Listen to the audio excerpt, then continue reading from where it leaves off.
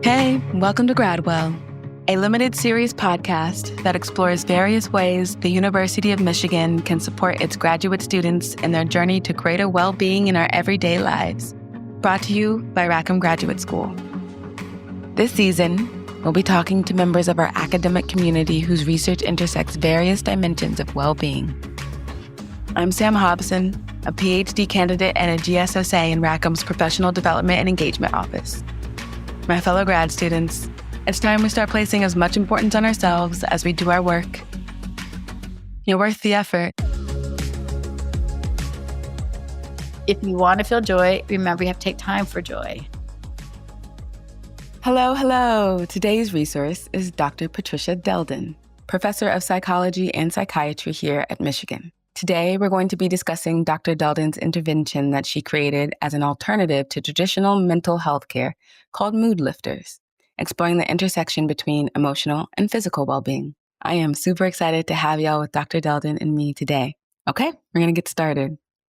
So, Dr. Patricia Deldin is a transformational and creative leader in the mental health space. After several years teaching at Harvard, Dr. Deldin was hired by the University of Michigan to serve as both the chair of the clinical area and director of clinical training in Michigan's clinical psychology program. During her tenure at Michigan, Dr. Deldin also helped shape the structure of the university's Depression Center, formerly serving as its deputy director, and she also helped to launch the National Network of Depression Centers. In 2014, she began to shift her research focus from understanding psychopathology to developing a new, more accessible, evidence-based mental wellness program, Mood Lifters. Since its inception, Mood Lifters has served over 2,000 people and worked with over 30 organizations. And in December 2022, Mood Lifters was acquired by Color Health. Hi, Dr. Deldin. Thank you so much for being here with me today. To get started, what brought you to this research focus? Well, it's actually, you just mentioned the National Network of Depression Centers and being part of the Depression Center. So I'm formally trained both as a neuroscientist, a biological psychologist, and a clinical psychologist. And most of my research up until 2014 was in the neuroscience domain. It was a meeting, actually, where Dr. John Granite had been presenting or pitching the idea of a national network to our scientific and national advisory board at the Depression Center. And he provided very compelling data to me because I've been thinking inside the brain, and that's how I was approaching depression and thinking about it, worrying about the frontal lobes and the amygdala and the hippocampus and all that stuff. And in his talk, he sort of made me look at the broader picture that we were dealing with in a new way. He's a very brilliant man, great big picture leader. He showed us data of the cancer center when it started and cancer's morbidity and mortality after it started. And you see a 20-year lag in once they started the public health campaign and created the cancer centers, this 20-year lag of decrease in smoking and then decrease in lung cancer, for example. You see the same kind of important changes in heart disease. You see these nice dramatic changes since around the 60s and 70s of decreased morbidity and mortality. And then he showed depression. And what you saw there is it happened to pick exactly the year I started as a professor, 1990, early 1990s, and showed that depression increased over time. Suicide rates increased over time. And then bipolar hadn't improved. Our treatment of bipolar hadn't improved that much either. And then I looked into it further, and nothing really had changed for the better. In fact, things seemed to be getting worse. And it was in that meeting I had this aha moment. Here we are publishing all this fantastic work in the best journals in the field. I've been at the very best places, and we've had no impact, basically. That's not to say individually we haven't had an impact, which we do. There are great therapists and meds help people. But as a whole, as a population, things are getting worse. I decided at that moment I had to do something different. Hearing your story makes me reflect on our responsibility as scientists and how we can do a lot of science and the public impact can still be quite limited, even though we can do very good science for the discipline, for the academy, and moving that forward. I think we have a responsibility to use all of this delicious knowledge that we have and are creating and have access to try to make real tangible impact in people's lives if we can. And so all I have to say is I'm grateful. I'm grateful that you were like, wow, there's something that I can do, and so I will. With Mood Lifters, I thought about what I thought of as the very best things across everything I'd learned over the previous 30 years of my career. What was the best interventions around individuals in terms of psychology, like behaviors and thoughts and feelings, and more of my bio side, which is more the, sleep and other kind of biological processes that are very involved with these illnesses, as well as relationships. And this, I wanted to be a social psychologist when I grew up, and how people interact and how they want it and how important the context in which we live, right? So we have this body who is biological and this mind and heart and the rest of it that's psychological. And then, but it's in a context. Usually I was very confused on how to put together the brain changes I was studying with the stress literature, and knowing that people who are much more likely to be depressed had very stressful lives. So is it really that the brain is going wrong, or is it that how they're, how is that all working together? And so what I did for Mood Lifters is the background of Mood Lifters, as I was literally sitting in a Weight Watchers meeting, I had lost a bunch of weight. I had been dragged there kicking and screaming by a colleague because I didn't want to go. I didn't need help. The whole sort of stigma and embarrassment and shame that everyone feels about going to therapy or weight loss. And then I lost 35 pounds, and my colleague had talked me into it. He's like, it's really scientifically sophisticated. You sound like our patients when you talk, Patty. Come with me and everything. And then one day I was sitting there. I turned to him and I said, his name is Chris Peterson. He's passed away as a positive psychologist. I said, Chris, why don't we have something like this for mental health? This was in 2004, and this pre anything like all the apps and all that other stuff. The only thing that was out there was pharma and therapy, basically. I said, why don't we have something like this? It's highly evidence-based. They're scientifically oriented. They changed the model. And then they ended up changing it back while I was in it. I'm like, oh, they're watching the data, and they help people. Like, I read the business model. They can help people for $15 a week. They're helping 5 million people. Could you imagine if we had a program like this? And he laughed at me, said, Patty, there's no way you could do something like this. And I'm just like, well, watch me. Let me hear.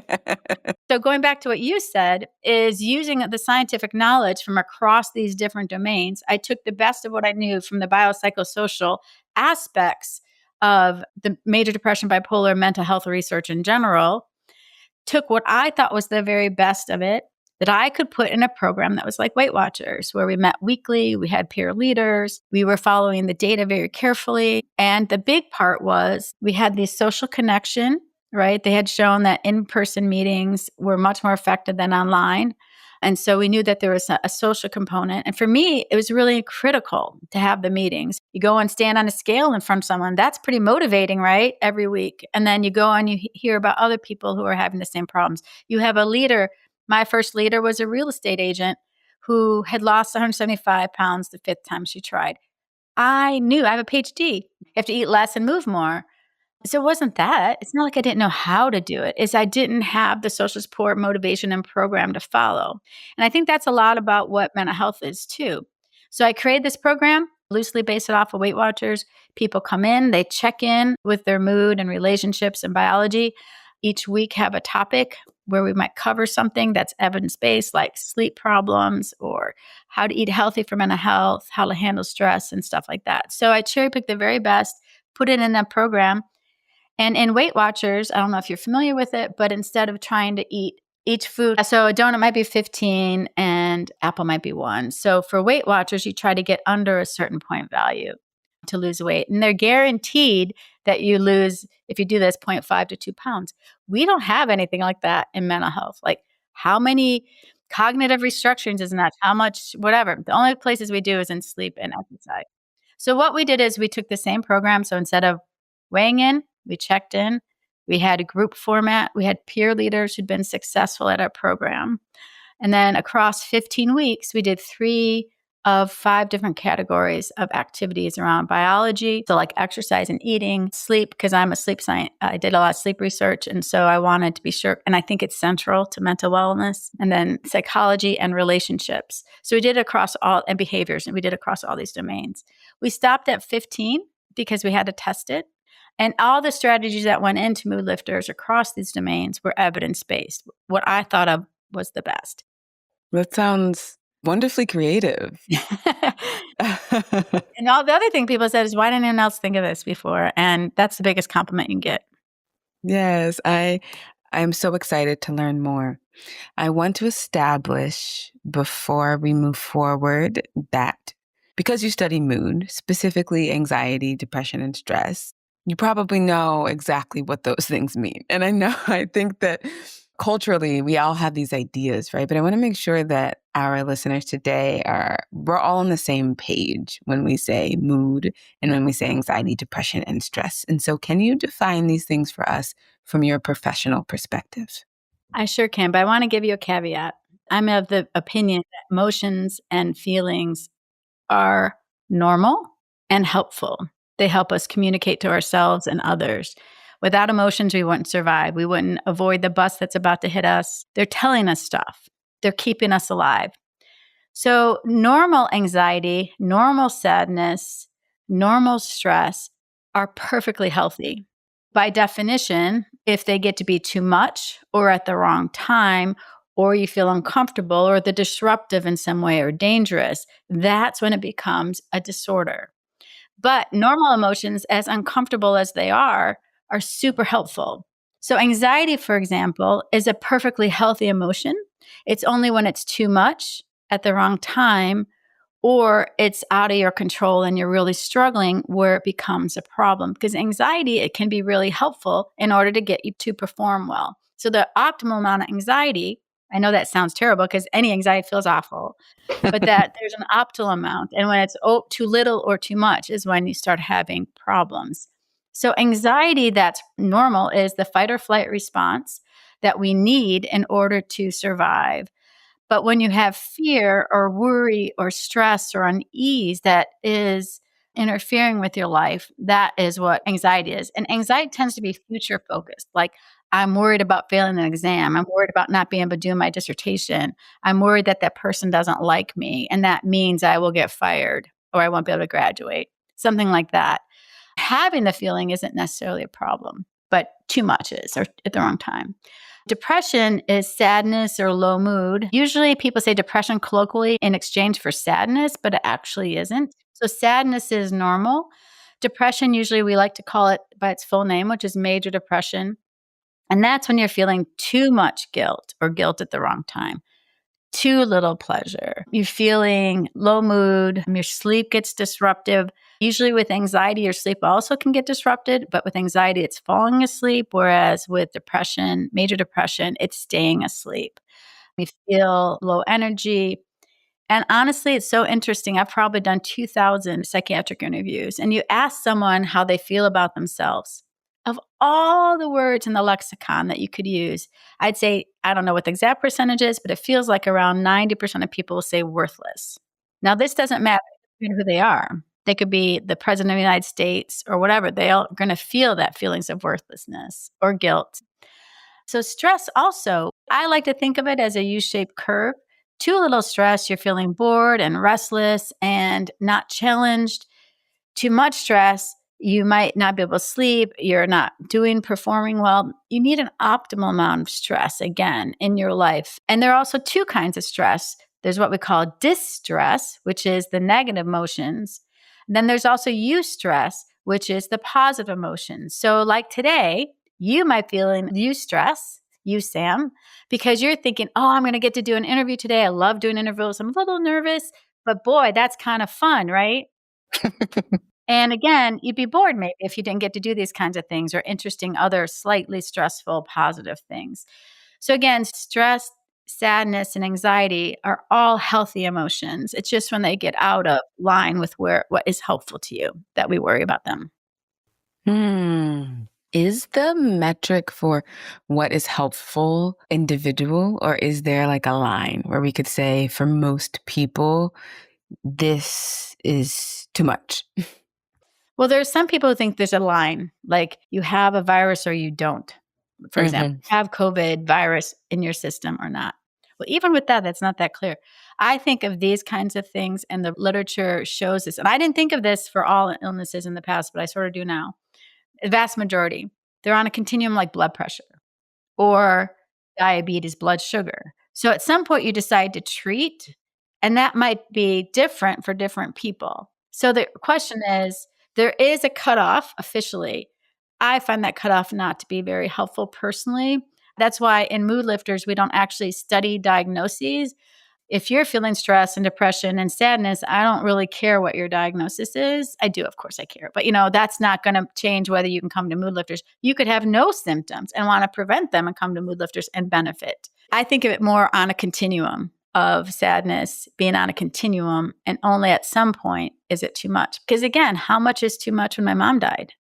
I feel as if culturally there's a narrative put out that it is very sort of absolute. And I wonder to what extent this understanding of the spectrum that you've presented to us could help people better navigate these more intense feelings of anxiety and sadness and stress. Because I think maybe oftentimes we fight, like, I'm not depressed, but instead maybe I'm somewhere on the spectrum that I don't want to be, rather than, well, I'm not exhibiting X, Y, and Z behaviors that are on the other side of this line, and therefore that is not me. My brain is spinning about the potential of what that type of perspective could provide for us. Yeah. Yeah, first of all, if you normalize having an emotion like sadness, so to me, all of psychopathology is too much or too little of something that's a normal behavior, a thought, or emotion, right? So, like I said, we already knew that about stress, but I think all illnesses are like that. Even I used the last one for me to be convinced by as being on a continuum was psychosis. Like, how can psychosis? Either you have schizophrenia or don't. That was the last one. But then I had a brilliant grad student who helped me think about it differently. And it was one of her studies that she really got me thinking that she actually did an intervention with people and got them to increase their paranoia pretty dramatically. A very, what seemed to be an innocuous intervention, like reading a scary first person story. I was walking home and someone was following me. We raised paranoia. Obviously, that's not the same as schizophrenia, but it did get me start thinking. She would say, well, behaviors like crossing your fingers or baseball players wearing the same socks no matter what, these sort of superstitious behaviors is on a continuum of not rational thinking, right? And so that's a harmless one. When does it change to not harmless? So even on that, I think of that as a continuum. And you can have lots of perfectly healthy people will occasionally hear a voice. You hear your name called or something. Is that on the same continuum for hallucination? So anyway, so my view, we know this, there's a lot of research on this in personality disorders, for example, that it's a dimension instead of a category. I think personally that fits all psychopathology. And all of it happens in the brain. So there's a biological component, but it all happens within a social context and with an individual person. So for example, let's take grad school. Grad school is stressful. Period. No. I know. I said new thing. No one's ever said that before. Grad school. Do you see it as eustress or de-stress? If you want to have grad school without stress, you probably shouldn't go to grad school because there's way more work than you can ever do. There's a lot of pressure to perform. You're around the very best people and you're doing important work, right? Otherwise, you wouldn't be here at Michigan. So stress is going to be part of it. How do you manage that stress? When does it get to be too much? What is a normal amount? And it's also true for conflict and understanding people. So you're a student, there's a lot of students around you, and we sort of expect, so for example, to me, one of the most important factors on wellness in grad school is your relationship with the advisor. Now, you're in an intense environment over 6 years. You're two different people in two different roles. You're going to have conflict. It's just going to happen. There's going to be misunderstandings. There's going to be all kinds of things. How do you deal with that? How about let's normalize that? Teach people how to cope with that, which is what we do in Mood Lifters, how to address some of those issues. Instead of thinking that it's bizarre or wrong or something's bad and it's dangerous, how about just like you're two people who are in an intense environment, who probably have intense personalities because you're here and driven or you won't be here. So there's going to be headbutting. So to normalize that and then teach skills around preventing those from getting unhealthy as opposed to normal conflict, for example. So what I'm hearing is that perhaps the getting past the threshold or to an unhealthy place, an aspect of that is the denial of the normativity and the naturalization of these experiences?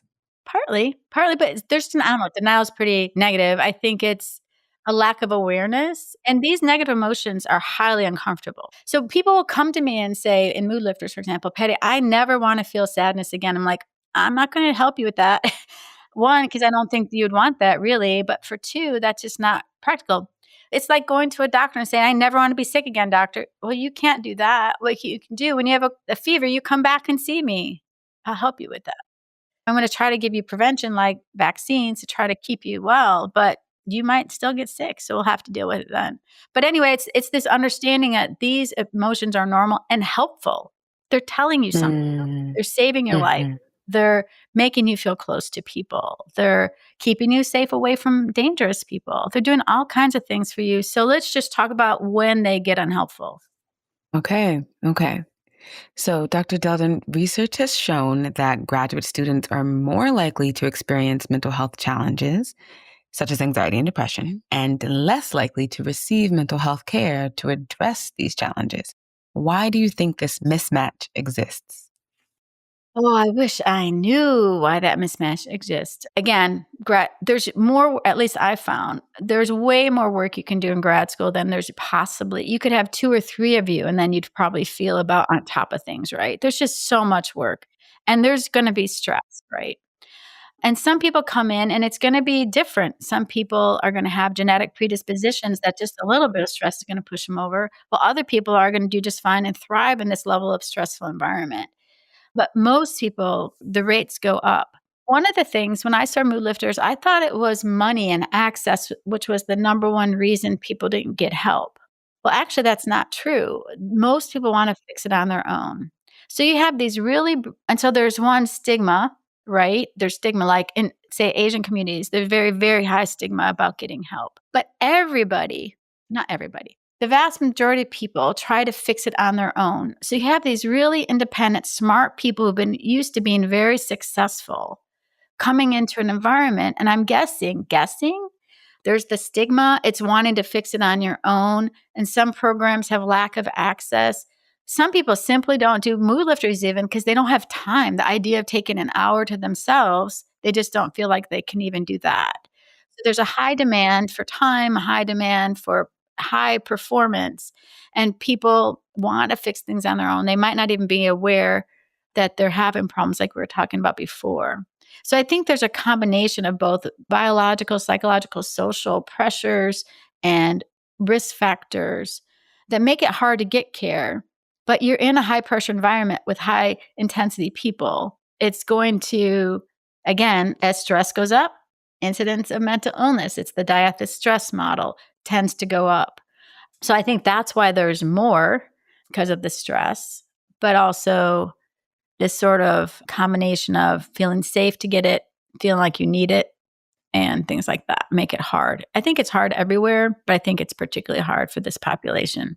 In previous episodes of this season, we've talked a lot about the intense individuality that is asked of us in graduate school, and yet the sort of collaborative communal requirement of knowledge creation of even getting through graduate school that goes unspoken but is necessary. And I wonder, when you were saying that we want to do this ourselves, are we the types of people who have been called to or drawn to a very hyper individualistic space where we're supposed to create by ourselves, right? And perhaps that translates into other areas of our lives if we expect and likely thrive in this space with these behaviors and in this direction. Why would we not sort of apply that to other aspects of how we live? Yeah. I think it's a combination of factors. That intensity, that drive might be why you have been so successful to this point. So again, I have a son who's really focused, but he can also really focus on negative things just as well. And it's been striking to me. I'm thinking, wow, if you took that gift he has, this ability to pay attention and really focus on something. For example, thank goodness he doesn't do this too much, like ruminate, but if he did apply it to that stuff, he'd be really good at ruminating. So again, remember the way I view mental illness is really from a biopsychosocial perspective. So people are just going to bring the genetics to it. And it might be in that kind of ability to focus to the exclusion of everything else, but everything else might be what keeps you healthy, right? So let's say you just are driven, you love what you're doing. It could be a positive thing. I love reading my journal articles and working really hard, but I forget to exercise and eat healthy. And oh, by the way, I shouldn't stay up till 3 a.m, right? I need to sleep. All those things might keep me healthy. It could be a positive thing, but it also could be a negative thing, right? That same ability to attend.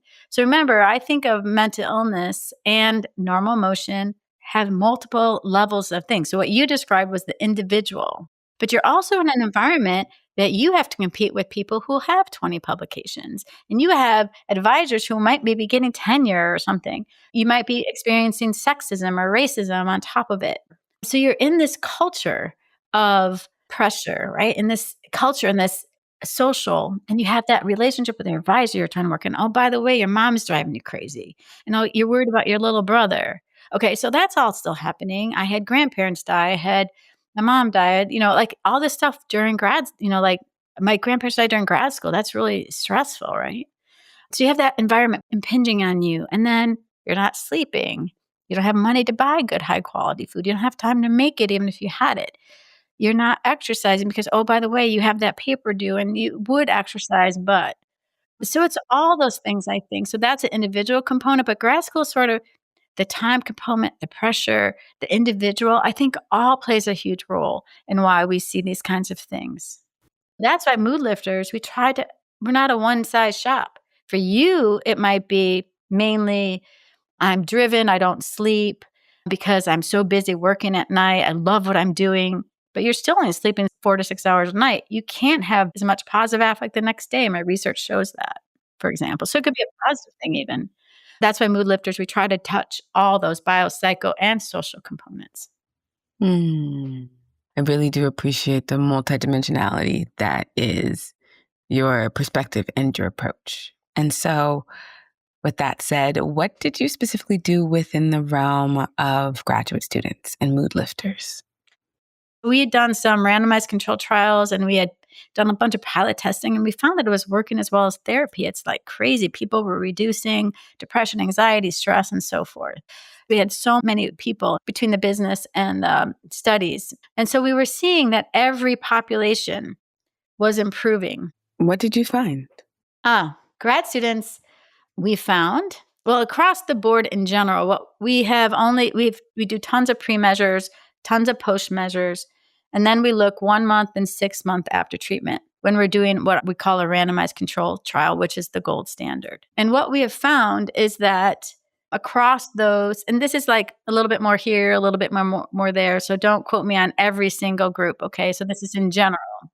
We find that it significantly reduces depression and anxiety, and that those effects either improve over time after the program ends, so they get even less anxious and less depressed over time, or it stays the same in the times that we've tested it. So mood lifters, not only in people who are already having symptoms, it reduces it. It also seems to prevent the onset of anxiety, particularly anxiety in graduate students. Dr. Deldin, why does mood lifters work? Well, that's a good question. That's what we're trying to figure out now, or we've been trying to figure out. By the way, that graduate student study was done with a grad student named Nima Prakish. And so I want to give her credit. She did the vast majority of the work on that project. And Elena Pokowitz did the vast majority of work on the undergrad study. And the adult study was done mainly by a grad student named Cecilia Vada. So my grad students are brilliant and hardworking. They're really pretty amazing. So why does it work? That was what we were starting to study. If you ask people who are in the program, and this actually is why you do science, because it was not what I predicted at all. It's the other people, the leaders and other members of the group. And continuously, what's the number one factor? And I thought, from my experience in Weight Watchers, it was the program and the leader. That the leader got me convinced, but then it was the program that I followed. But it never occurred to me, it wasn't salient to me that it was the other people in the room doing it with them, how much that mattered to me. And so for me, I was thinking it's going to be the points program and it's going to be the peer leaders, because the peer leader was critical for me. And that people said basically across studies that we've asked them, it's the other people going through this with other people. With hindsight, of course, again, like I said to you before, even Weight Watchers works much better in person than it does the app or whatever. I recently was honored with being the Alumni of the Year at University of Illinois, and I gave a talk on bottom line is that what really matters for people in their life in the long run, if you're on your deathbed, there's some Harvard studies have shown over your lifetime, what matters the most in having a good life is other people. So other people, good relationships matter. So ironically, getting people to come to a group is really hard because they feel, part of depression is shame and guilt. And then part of anxiety is worry. Are they going to like me? Are they going to say something stupid?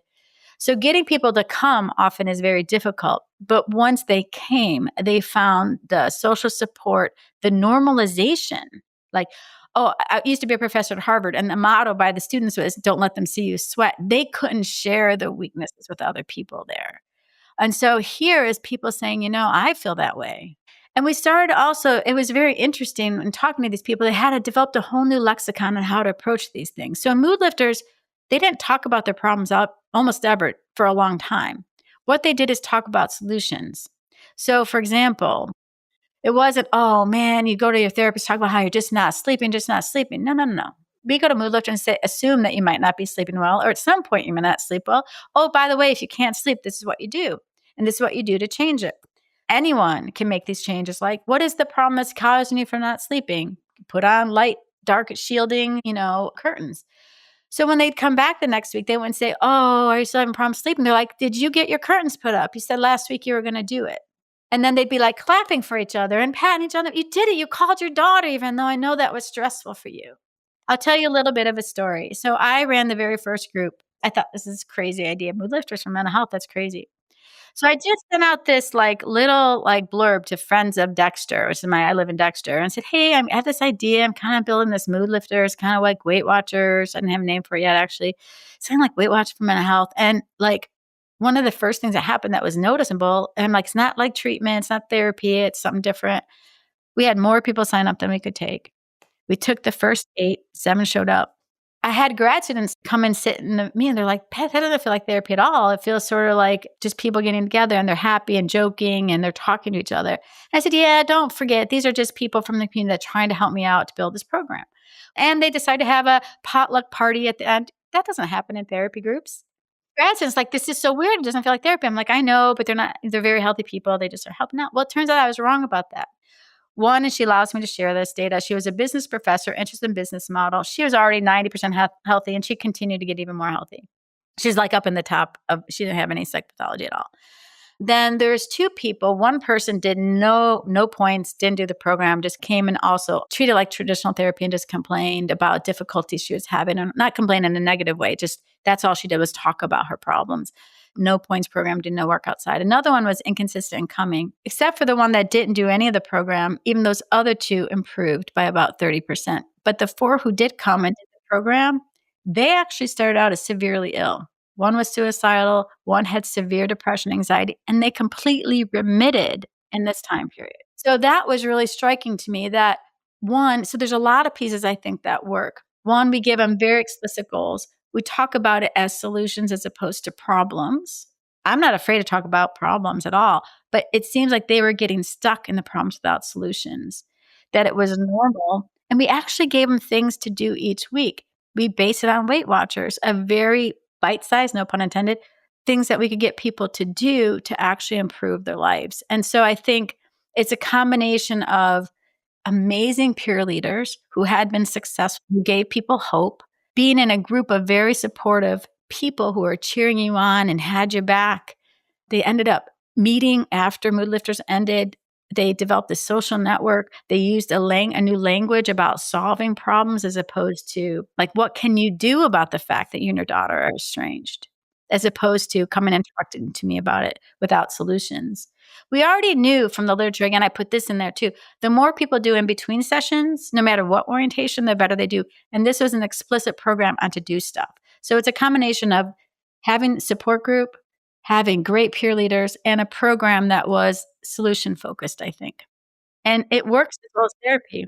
And so that was shocking to me that we could get these engineers and housewives and stay-at-home moms and undergrads to be as effective as traditional therapists. And we tested that actual fact. And sure enough, peers in this program were as effective as trained clinicians. The last group I personally ran before I sold the company was a senior group. They were working hard and talking about abuse, talking about loss, and yet they're giving each other rides and they were meeting for coffee. So it was really powerful. It's a really powerful model. Yes, it really seems like that. I am so happy for you to have had this experience. Like, this feels really, really fulfilling. Yeah, and purposeful. Yeah. It does. So the most surprising thing that I discovered in my work is that it worked best for people who were severely ill.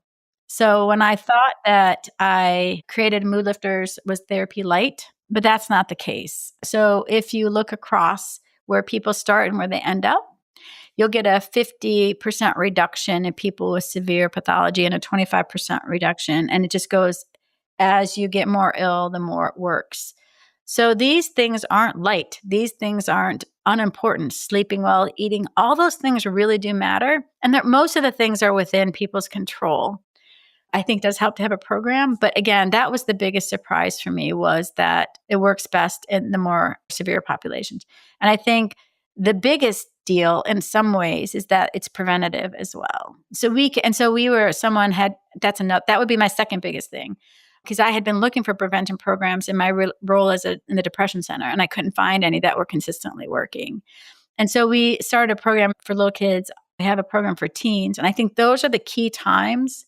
So, for example, Sandy Graham Berman built a version of Mood Lifters. She calls it Kids Empowerment Program. And what the teachers and parents were saying is like, do you realize that what you're doing is helping them for the rest of their life? That's the idea. So people learn the importance of all these different aspects, that it can actually make a difference. So you, Sam, and all the grad students are in control. Again, depending on their genetic risk, some people, it won't matter how much they do and all that stuff. But most people have the tools and the power to get through grad school thriving under stress, but thriving with some of these strategies. And the more ill you are, the more these things are important to do, even though it's like doing them less. Yeah, that makes sense. If a grad student here at Michigan were interested in lifting their mood, where could they go and what should they do? What they should do is, unfortunately, we don't have a study going on right now. So when I sold Mood Lifters to Color Health, they're choosing to just do the cancer. They developed a cancer version of Mood Lifters, and that's what they're doing right now. I'm still doing research with YMCAs in other states, and they're doing more general programs. So they could look at the Indianapolis YMCA system, and they could look at Granite, because at least Indianapolis is doing them via Zoom. So that's a place that they could go to get help with Mood Lifters. But the things that we taught Mood Lifters are in the literature, but sometimes it's hard to parse out. It's in the popular press, but there are also things that don't really work in the popular press. So if I were to give advice, I think about 8 things I'd suggest people to do. One is prioritize your physical wellness. Sleep, for example, my research showed very related to positive affect, particularly deep, high quality sleep. So if you're not feeling very joyful, and if you're starting to feel sad and anxious, it seems like your biology is sort of the foundation of your wellness, right? So if you're tired, personally, when I'm tired, I get emotional. I'm not as rational, or because I'm more emotional than I would like to be. So sleep is key. Eating well.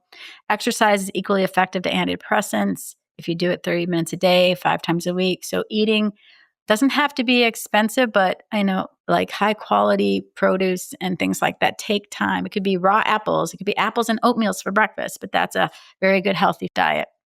So I'd focus on that. Exercise, sleep, eat healthy. Really important. Sleep, we gave its own category in Mood Lifters. So really working on your sleep. Prioritizing time. And then if there are other things waking you up like light or sounds or whatever, you can take care of those. Most important part of sleep is waking the same time every day in terms of setting your circadian rhythm. So wake up every day at the same time. Exercise 30 minutes a day, 5 times a week, and eat healthy, particularly a Mediterranean diet. Seems to be best for depression. Anything that's good for your brain and heart is going to be good for your mood. Then my next thing would be prioritize relationships. Now, by this, I mean your students, the other students, remember you're in this together. And if you can work together, it's much better than competing.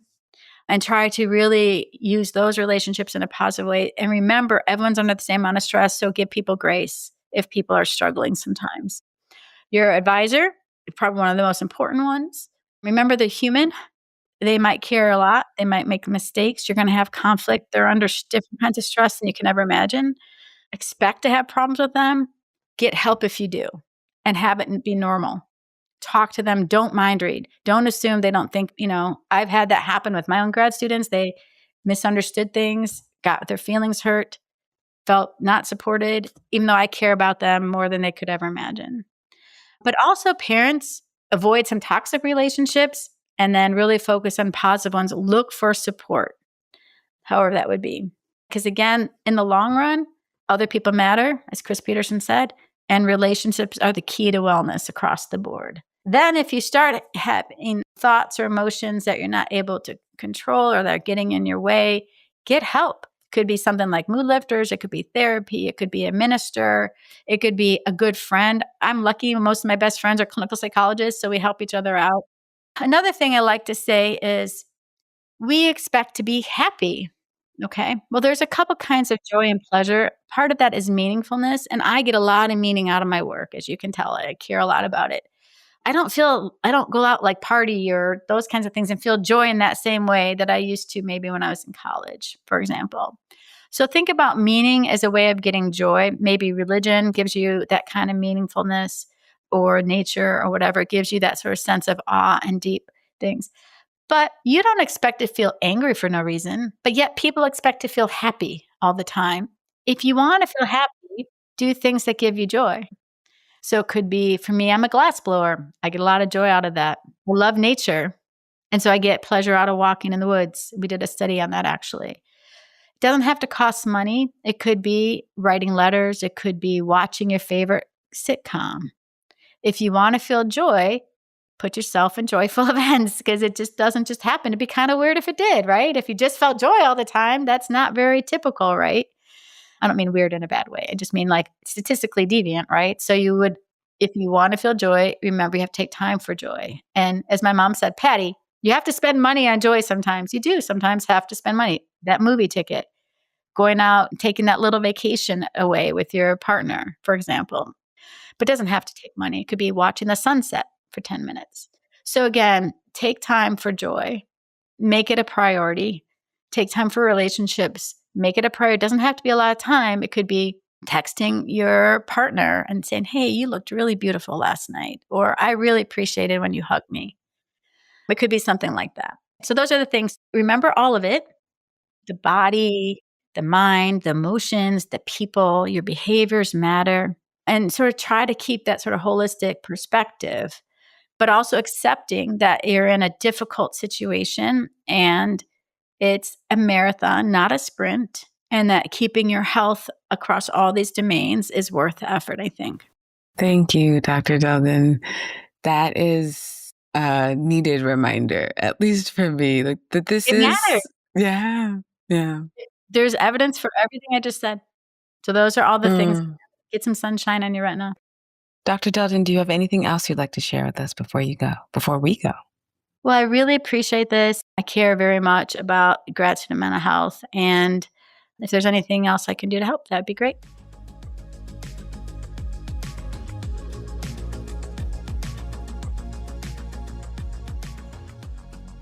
Okay, here are 3 takeaways for your well-being journey.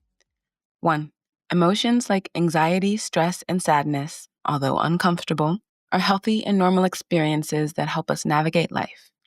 It is only when it is too much or at the wrong time that they become unhealthy. 2, I know as graduate students, we are problem analyzers, but Dr. Deldin's research helps us understand that when we focus on solutions, it helps us work through our problems. And 3, The only way we're going to experience joy is if we make time for it. I know it can be easy to get caught up in all the things we have to do, but even 5 minutes here, 3 minutes there makes a difference. Check out our website for resources related to this episode at rackham.umich.edu/Gradwell. You can reach out to Dr. Deldin with any questions you have at pjdeldin, DELDIN, @umich.edu. You can contact us about the podcast at rackhampdeworkshops@umich.edu.